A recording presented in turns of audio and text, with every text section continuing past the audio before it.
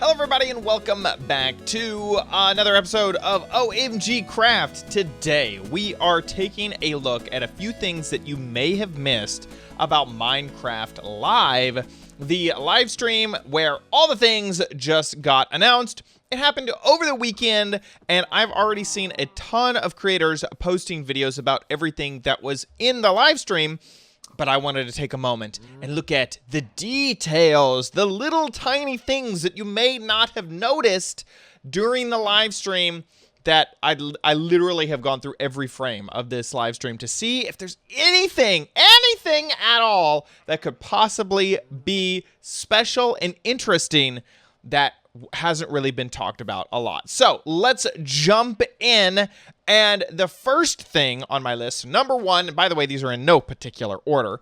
Number one is the glow squid. Now, the glow squid was the mob that ended up being the winner of the mob vote contest. But I am here to say the glow squid will not glow. That is the special thing that you probably missed about the glow squid. Now, this one is the most generic out of the entire list. Probably people have already discussed this and talked about this before, but I wanted to bring it to people's attention one more time. So here we are inside of Minecraft, and light in Minecraft is not dynamic. What do I mean by that?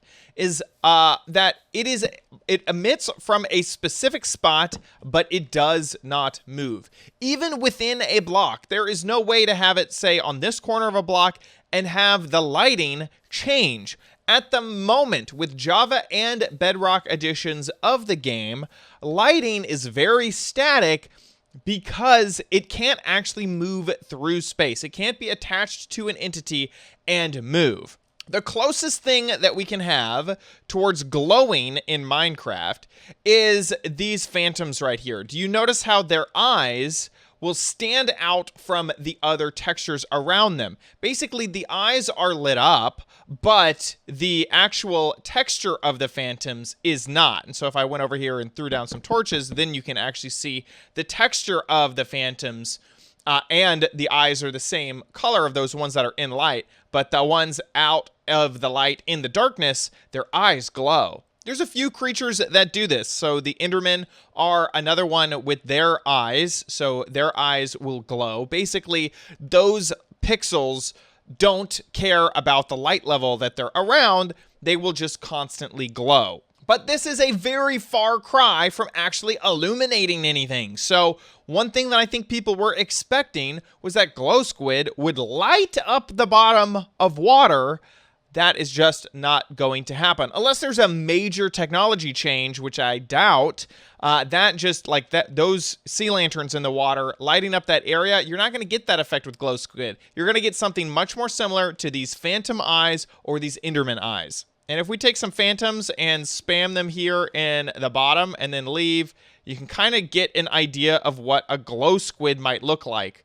And it's a lot less impressive than what I think people are going to expect with glow squid. Moving on to number two, and this is that there was a block that not anybody's talking about, and that is the root block. So, as we saw the introduction of lush caves inside of the new cave and cliff update, we got to look at a lot of new blocks inside of the lush caves. But almost everything was talked about, like the vines with the glowberries, the mossy blocks, even the drip lilies, and those crazy flowers also. By the way, those were called spore blossoms, and they give off particles. But something I didn't see people talking about was this crazy texture up in the corner of a few shots, and it's very rare to see it, but it is definitely some type of root block, which I think is super interesting, and I'm excited to see what can we shear that and get it and use it.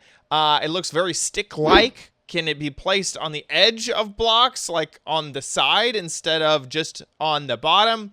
What are we going to be able to do with this root-looking block? Moving on to number three, and this happens to do with lighting once again. A lot of people noticed this, but I want to point it out because I think that it was missed in some other locations and a specific detail about it was missed. So when they were talking about the deep dark and they were talking about the Warden, a lot of people noticed that there were candles in the shot. These black candles looked super duper awesome. But what a lot of people missed was that just a few moments later, a little bit more difficult to see, were white candles in the same shot. So not only are there candles, which is awesome, but there's possibly multiple different colors of candles. Could we get red candles and blue candles and yellow candles? That would be awesome if we could dye the candles different colors.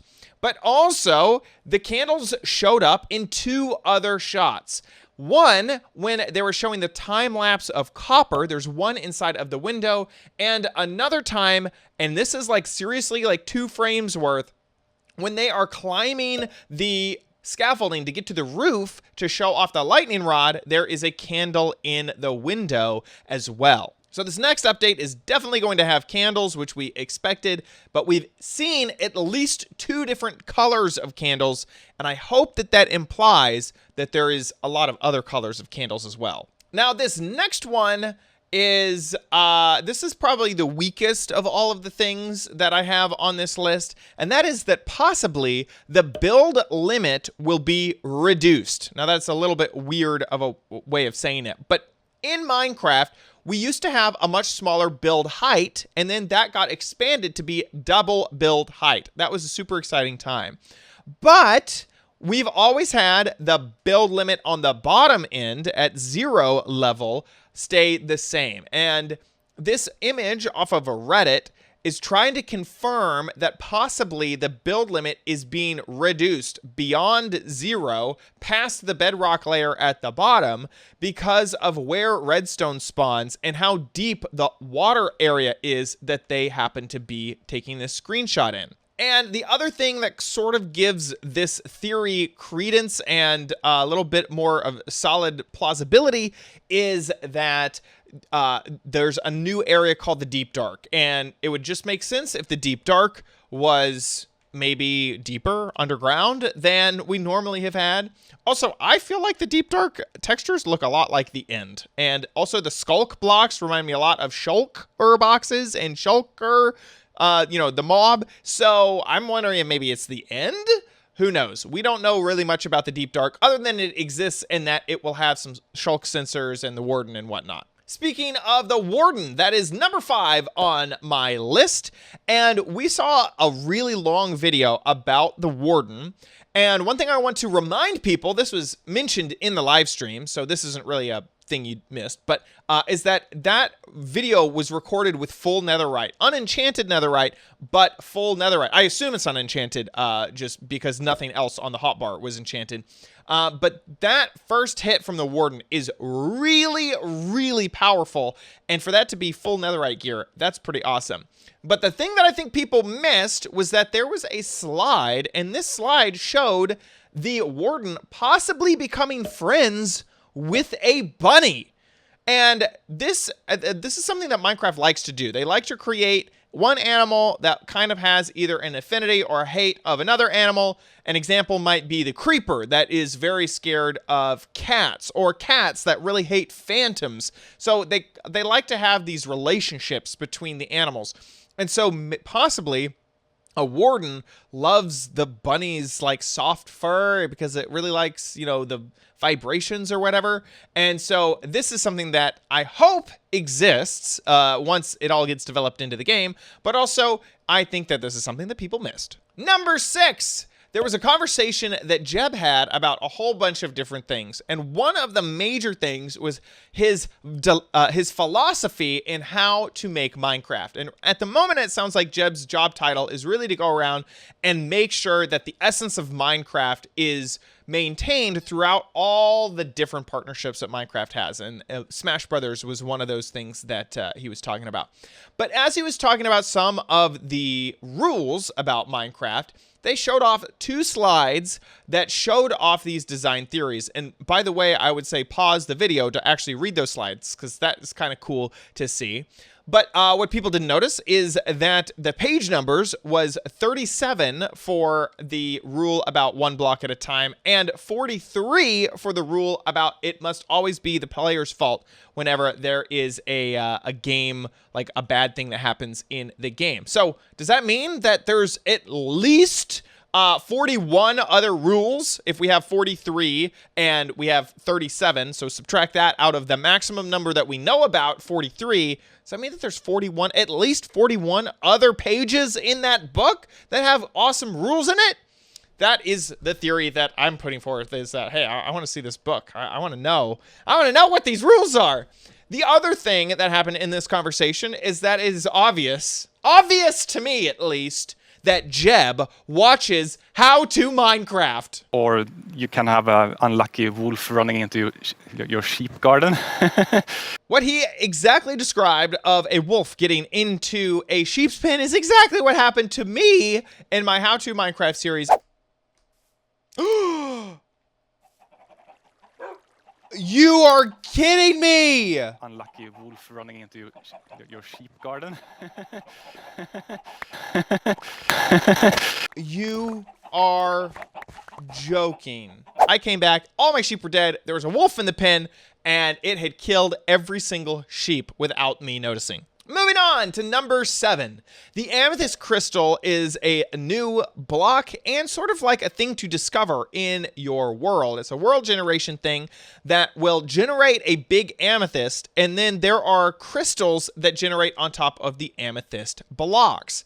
Now, this is kind of an interesting game mechanic that the amethyst cannot be mined up, and I don't know what that means. Maybe every time you mine it, it just drops the amethyst like crystal shards instead of the actual block, and there's no way to actually craft the block. Maybe that's how they do it.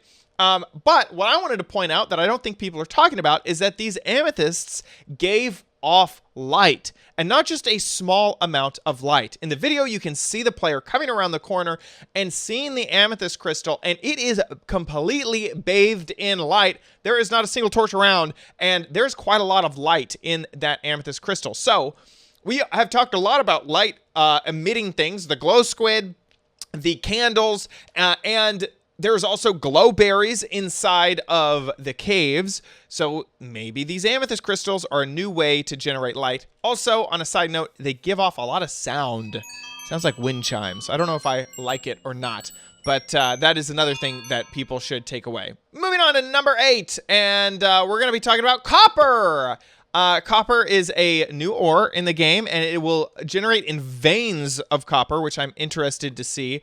And the thing that I wanted to point out that most people did not recognize is that how long would it take for your copper to age to full green? Now, there's a chance that this information that I'm giving you is going to be incorrect, because obviously this is a work in progress, but also there's a good chance that there was some weird command wizardry going on to figure out, to make the copper turn greener faster.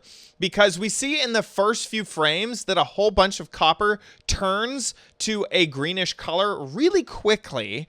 And then it takes days of Minecraft days and days in Minecraft to fully become green. I went ahead and counted how many days it took, and it took 16 Minecraft days for that copper to change. Now, 16 Minecraft days is about 20 minutes each day. So if you multiply all that together, that means that that took 320 minutes to change that roof to almost full green. There's like one block that was missing. That means that is also 5 hours and 20 minutes. So almost 5.5 hours it took of real time to make the copper turn green. But like I mentioned, maybe they're doing something with a random tick speed or something that is changing exactly how quickly that copper turned green. But in general, based off of the video, it will take about 5.5 hours in-game with that chunk loaded for your copper to turn to that green color. Next up on the list is axolotls. And the two things that I feel like axolotls aren't being talked about is that it looks like there's definitely going to be multiple colors. Now, in the video that they showed, you could see sort of a brown axolotl and then the pink axolotl, which seems to be the default. But in a slide that they showed, they mentioned 3 different colors, including an albino axolotl. So there may be even more colors, which I would totally agree with. I think that would be so fun. Axolotls seem to be able to be tamed and can fight on your behalf. They are an adorable predator, as was mentioned in the video quite often. And the other things that can become pets can have collars. So your dog can have a collar and your cat can have a collar that you can dye a new color. But an axolotl, I don't think, is a type of animal that would have a collar. So having it be a different type of color altogether, I think, is a very smart choice for the team to do. And another tiny detail about the axolotl that may have been missed is that I see some imagery on one of the slides that mentions that there's an axolotl surprise in a bucket. Now, the fact that the axolotl can be picked up in a bucket is adorable and cute, and maybe that's the surprise that they're talking about, that it can just be picked up in a bucket. But this kind of suggests that maybe the axolotl could pop inside of the bucket and maybe play around inside of the bucket. I'm not sure how this would happen, if it would animate inside of the player's hand or what, but maybe that would be super adorable, that the axolotl goes into the bucket as it's still an item in your hand. And number 10, the last thing on the list, there's really nothing to show off with items or mobs or anything like that, but it was mentioned that there is not going to be any December release. So with the past, we had Buzzy Bees in December, a holiday update basically, and it looks like we are not going to get that with this release. They mentioned that there is so much to add into the Caves update that we are not getting an update over the holidays. So that is something that I don't see a lot of people talking about. I don't know if it's that big of a deal. I definitely would love it if there was something over the holidays. That would have been really nice to kind of, talk about for the next few months, but I guess that is not going to happen with this release cycle. And there you go. That is my entire list of things that I feel like need to be talked about, haven't been talked about, and that you guys need to know about in Minecraft, especially with Minecraft Live. How'd you like it? How'd you like my list? Is there anything that I forgot? And oh, by the way, don't tell me that RTX is a dynamic lighting thing for the first thing I talked about with glow squids, because RTX is really only on Windows 10 edition, and I don't think that counts, okay? That doesn't count, y'all, as dynamic lighting. Thank you so much for watching this episode of OMG Craft. I hope you enjoyed it. If you did, please give this video a like. Also, make sure you subscribe. And if you want to support the channel, there's 2 great ways to do that. First, you can become a member of the channel by clicking the join button. People who do that will directly support me. Thank you so much to my members. You guys are incredible. And also, you can buy merchandise at helloomg.com. That's HELLOOMG.com. Thank you so much for watching, and we'll see you on another video. Bye.